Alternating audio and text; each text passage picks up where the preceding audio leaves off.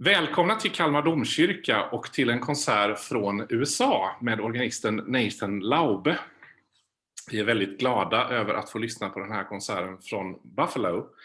Och här har vi Nathan som ska berätta lite om sig själv som organist och om lite olika intryck av svensk och tysk och amerikansk orgelkonst, olika saker.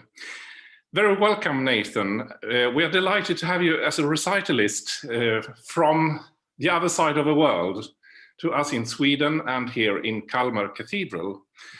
You are going to play a recital for us in Buffalo, and it will be broadcasted in the 11th of April at 6 p.m. And I have a few questions for you. Thank you.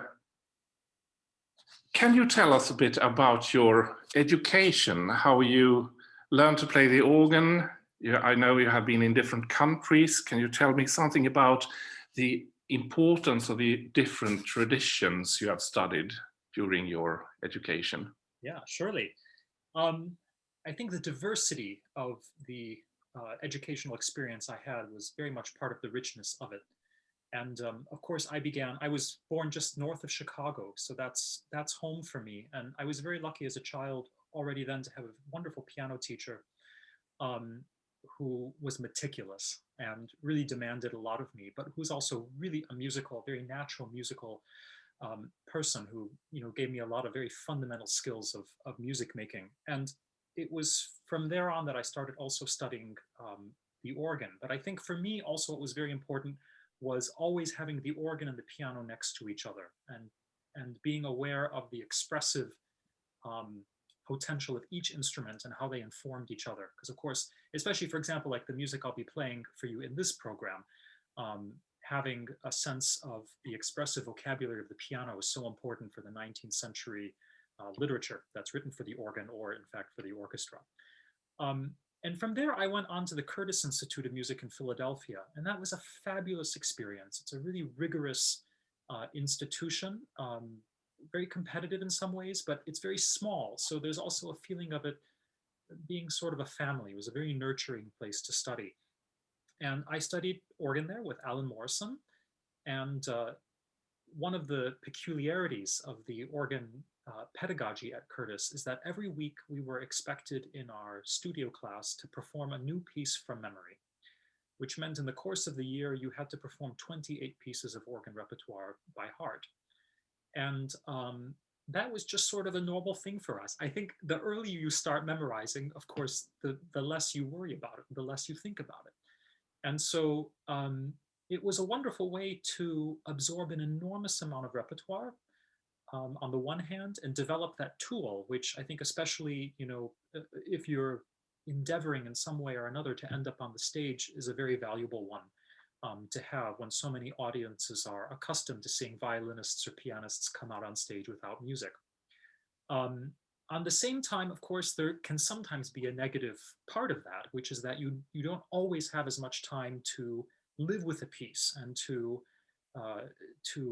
just let the flavors sort of come together and sit in the refrigerator for a while, which is also important.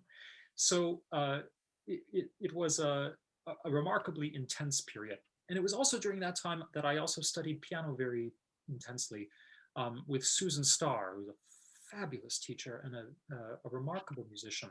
And I'm so happy I had that experience concurrently, as well as also being an assistant at the Wanamaker organ and therefore submerging myself in the art of transcription making with that particular orchestral instrument, which was a unique and really rich experience.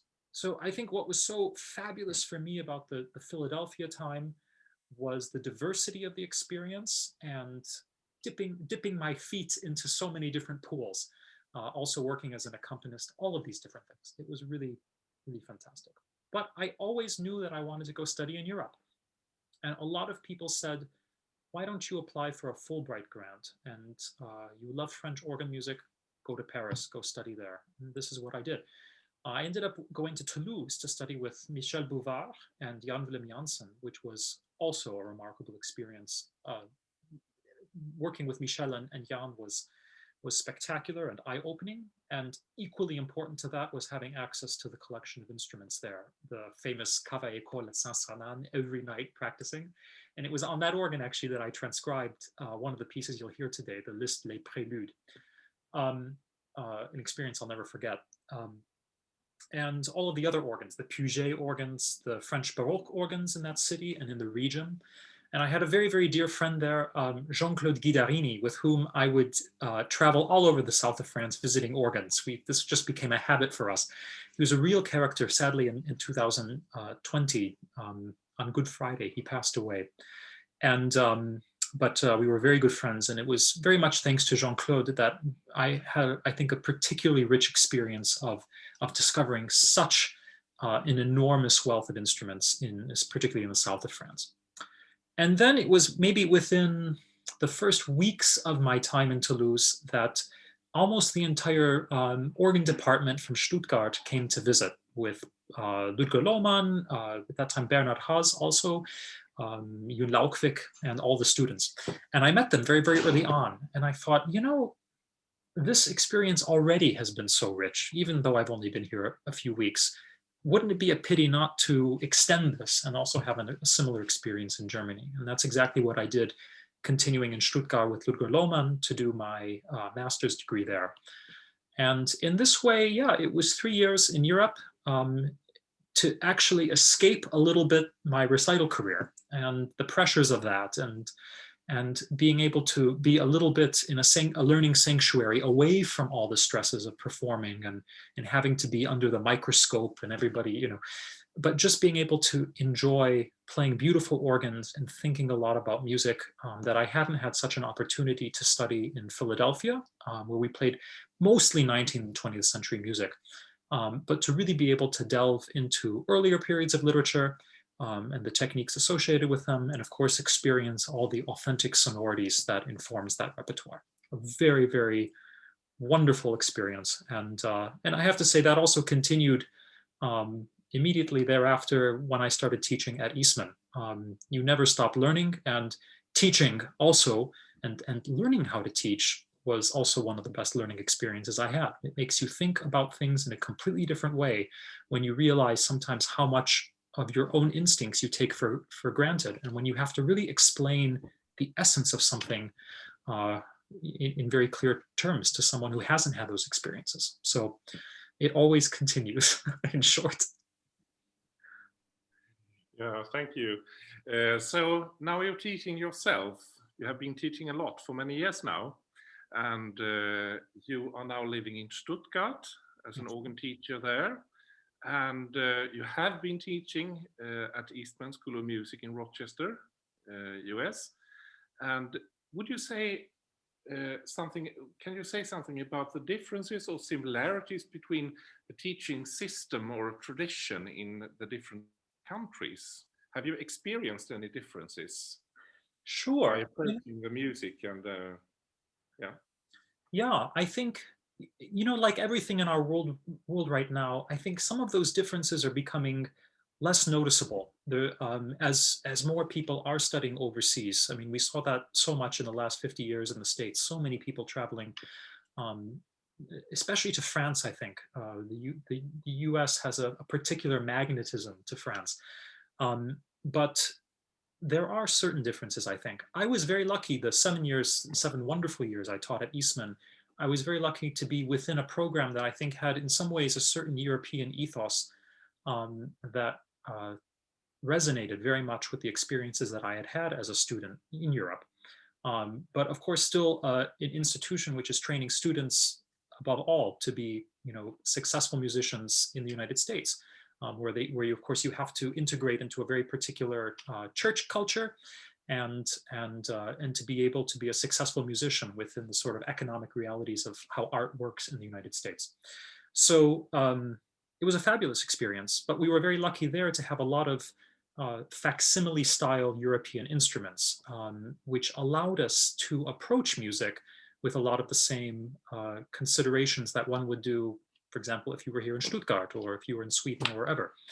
And so I think some of the differences that had formerly existed that were very, very obvious maybe 50 years ago between European and American pedagogy have all become lessened as, let's say, maybe the objectives of organ teaching have become more globalized. Everybody is interested nowadays in the instruments which inspire the repertoire. Everyone is interested in some way or another with the particularities of performance practice and all these sort of things. One of the things that I always loved doing also at Eastman was working with various elements of liturgical organ playing that had to do with oftentimes the requirements of being a successful church musician in the United States, leading a choir from the console and playing big anthems and conducting them at the same time, and the peculiarities of managing a big American organ in a church context and all these sort of things. I love doing that.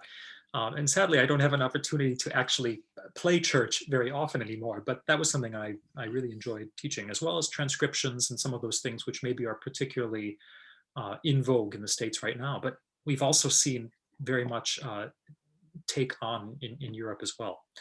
I've only been here now in Stuttgart for maybe half a year. And of course, it's a very different Stuttgart that I remember as a student, because we're all locked down and we can't even at the moment teach in the Hochschule. But I think what I've noticed is that the American educational system is extremely formalized. There's a lot of structure in it, and there's a huge amount of coursework, and I don't know, things are very regulated in a certain way. And I think here things are just a little bit more relaxed. That's always been my experience. And this works for different students in different ways, positive and negative. Some students anyway need more structure. Other students need a lot of freedom to pursue their interests. And I think maybe that's something I'm looking forward to exploring and getting to know is how you can manage that and how you can help direct students who need a lot more flexibility, a lot more breathing room.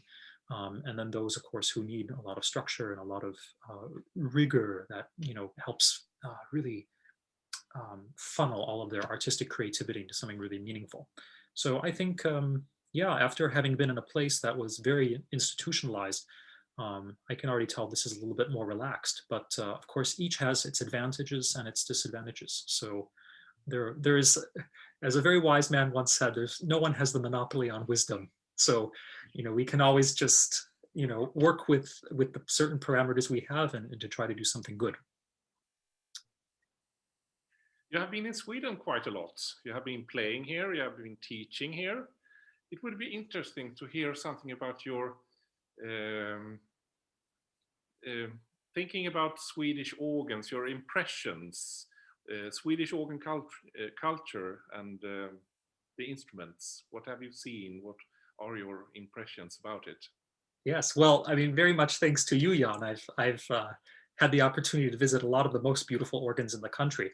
I'm just thinking of Lufstabruck and the beautiful Strand organ near Kalmar, and of course the organs in Göteborg, the beautiful Markussen organ I love so much at the Haga Church, and Göteborg, of course, has so many, among others. And there's still so much to see. I think one of the amazing things about the time in which we're living now is, having spent the better part of the last century investigating, let's say, all the organs that have such a specific corresponding repertoire, the organs of North Germany, the organs of Middle Germany, the organs of France, etc. I think it's really wonderful that all of a sudden there's this huge fascination with the organs that might not have such a central repertoire that we play all the time, but are just really beautiful organs. I think all of a sudden people are interested in all these organs in Poland and in Lithuania and in Sweden and Norway. I mean, all these instruments which are all over the place, which Bach may not have played, but all of a sudden we can just experience them and appreciate them for the fact that they're extremely interesting, beautiful organs of their time that represent a important aesthetic. And what I've even noticed that is all of a sudden a lot of Europeans are also interested in 19th and 20th century American organs, which is also a sort of new phenomenon. So you see it from both sides. So yes, I've loved coming to get to know the Swedish instruments that I've seen, and I really look forward to visiting more. I know we have a long list of organs we've assembled that we're going to go see at some point, and I really look forward to that. But yeah, it's clearly a very, very rich landscape, and one that I really look forward to getting to know even better. But what I've seen, of course, has been spectacular. So you are going to play a grand organ in Buffalo for us, the Hook and Hastings from 1876, was it? That's right, yeah. Can you tell us something about it, the instrument? Yeah, it is certainly one of the most important organs to be built on American soil in the 19th century, and it was in many ways a landmark organ. It's impossible not to speak of the 19th century and organ building without mentioning World's Fairs. For example, the famous 1851 Great Exhibition in London, at which so many important organs were exhibited, 55 in Paris, famously 78 in Paris with the Trocadero organ, and 76 in Philadelphia with this Hook and Hastings organ. And I think it was the first time the United States had hosted an international World's Fair, and it was to commemorate 100 years of the founding of the country. So of course it happened in Philadelphia. And Hook and Hastings got the commission to build a very important and powerful organ, and it was in an enormous room. So it had to be a very impressive organ to fill that space. And organs before the 1870s in the United States tended to be rather genteel, rather dulcet. Even if they had quite large scales, they were all on very low wind pressure, and the impression of them was simply that they could be extremely beautiful, but they were not big. They could not in any way compete with what was happening in terms of pure decibels in the UK or in Paris, for example. And an instrument that probably also showed that was when in 1863, the big Walker organ from Ludwigsburg was brought over to Boston for the music hall. And keep in mind that Hook and Hastings was based in Boston, and they did not get the contract to build the big organ in Boston. It was this big Walker. So I think there was a spirit of, we need to really rise to the occasion and build a very impressive organ for the Philadelphia exposition. And that's exactly what happened. Boston, in the 1870s, Francis Hastings joined the ENGG Hook Company, and it became Hook and Hastings. And that was the moment where all of a sudden the Hook sound became much more spacious and glorious. They started importing reeds, for example, from Henri Zimmermann in Paris, who also supplied reeds to Cavaillé-Coll. And for example, the big organ just before the one that you'll hear today was for Holy Cross Cathedral in Boston. A giant space by the same architect who built the cathedral in Buffalo, Patrick Keeley. And for that room, it was sort of their test run for the organ they had to build the next year for Philadelphia. So they really built a monumental organ with extremely complex choruses, with things they probably borrowed from Notre-Dame, septièmes and the mixtures and things like this. Big 16/8 and 4-foot reeds on the grate, which was very unusual at the States at that time, and a high-pressure tuba mirabilis. So this was clearly an organ that was going to set a new tone for organ building in the late 19th century, and the success of it, which was widely hailed, I think probably gave them a lot of confidence for what they had to do in Philadelphia. So the organ in Philadelphia was installed and apparently was very impressive, and people could even walk through it so that they could appreciate the industry behind it. And then after the convention, it was disassembled and it was purchased for the new Patrick Keeley Cathedral in Buffalo, and it was installed there shortly thereafter. And you can imagine that this was an organ built originally to fill a much larger space, and then it was in a big limestone cathedral that probably seats just over 1,000 people. And I can tell you that it is a big sound. It is really thrilling in the room. The open wood 16 in the pedal is absolutely monumental. The tuba, the effect of it in that room is overwhelming. So it must have been yet, even after the Boston Cathedral, another another big moment for American organ building at that time, putting it sort of on the same level as what was going on the European continent. So it's an organ I've loved getting to know, and I'm always so impressed by the subtlety of the colors, as well, of course, as the thrilling tutti. So I really look forward to sharing it with you. Wonderful. And the music, can you say something about the program, the pieces you are going to play? There are 2 single pieces on the program by Saint-Saëns and Liszt, 2 composers who had mutual admiration for each other. And the first work is the Fantasy in D flat, Opus 101 by Camille Saint-Saëns, which I think is a singularly poetic work in the repertoire. Also that maybe shows Saint-Saëns as using an organ in a different way than, let's say, all the Lemons tradition students like Widor and Guillemot, who developed such a prescriptive and kind of standardized way of registering. Here you really have the impression that Saint-Saëns sits down at the Madeleine and goes through stops one by one and just revels in the poetry of each individual flute and string, and oh, now I'll take my cor anglais, and now I'll take my viol, etc. It's very, very poetic writing, and also very clearly orchestrally inspired, with different groups of instrumentalists playing in dialogue with each other. So a very special piece. And it also uses the organ just so well, all these particular effects. So this is the first piece on the program. The second work is a transcription that I made by Franz Liszt, and it is his first symphonic poem, Les Préludes. And an unusual work in that he wrote the piece before he actually became acquainted with the poem by Lamartine that he later affixed to the tone poem.